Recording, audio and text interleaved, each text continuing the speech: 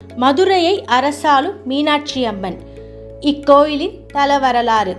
மீனாட்சி அம்மன் மதுரையில் பிறந்ததாக கருதப்படுவதால் அம்பாளின் சன்னதியே முதன்மையாக உள்ளது. அம்மனை வணங்கிய பின்பே சிவபெருமானை வணங்கும் மரபு கடைபிடிக்கப்படுகிறது. மதுரை மாநகரத்துக்கு பெருமை சேர்க்கும் வகையில் மீனாட்சி அம்மன் கோவில் திகழ்ந்து வருகிறது. நகரின் மையப்பகுதியில் மிக பிரம்மாண்டமான கோபுரங்களுடன் கம்பீரமாக காட்சியளிக்கும் மீனாட்சி அம்மன் கோவில் உலக பிரசித்தி பெற்றதாகும். மிக பெரிய கோவிலாக கருதப்படும் இந்த கோவில் 1600 ஆண்டு கால பழமை வாய்ந்தது. இந்த கோவில் 17 ஏக்கர் பரப்பளவில் அமைந்துள்ளது. கோவிலின் மொத்த நீளம் 847 அடி, அகலம் 792 அடி ஆகும். ஆடி வீதியில் அமைந்துள்ள பிரகார சுவர் கிழக்கு மேற்காக 830 அடியிலும் வடக்கு கிழக்காக 730 அடியிலும் அமைக்கப்பெற்றுள்ளது. மீனாட்சி அம்மன் கோவிலில் மதுரைக்கு அழகு சேர்ப்பது அதன் கோபுரங்களும் அதில் உள்ள கலாச்சார சிற்பங்களும் தான்.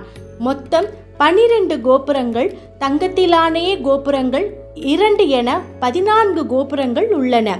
இதில் கிழக்கு, மேற்கு, வடக்கு, தெற்கு என ஒவ்வொரு திசைக்கும் ஏற்றாற்போல் 4 பிரம்மாண்ட வெளிப்புற கோபுரங்கள் அமைய பெற்றுள்ளன. இவை அனைத்தும் 9 நிலைகள் கொண்டவையாகும். இந்த 4 கோபுரங்களும் ராஜ கோபுரங்கள் என்று அழைக்கப்படுகிறது. இந்த கோவில் மீனாட்சி சுந்தரேஸ்வரர் கோவில் என்று அழைக்கப்பட்டு வருகிறது.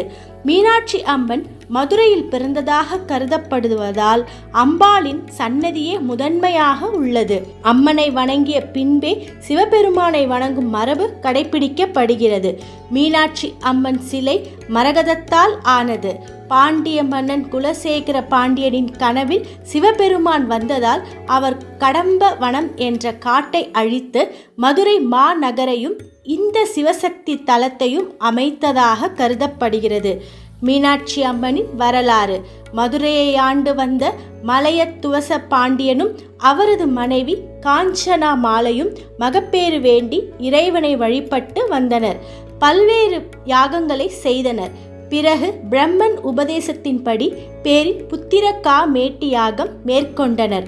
அப்பொழுது அவர்களுக்கு அருளும் பொருட்டு இவ்வுலகையே ஈன்ற அன்னையான உமாதேவியார் அந்த யாக குண்டலத்தில் 3 தனங்களை உடைய பெண் குழந்தையாக தோன்றினார்.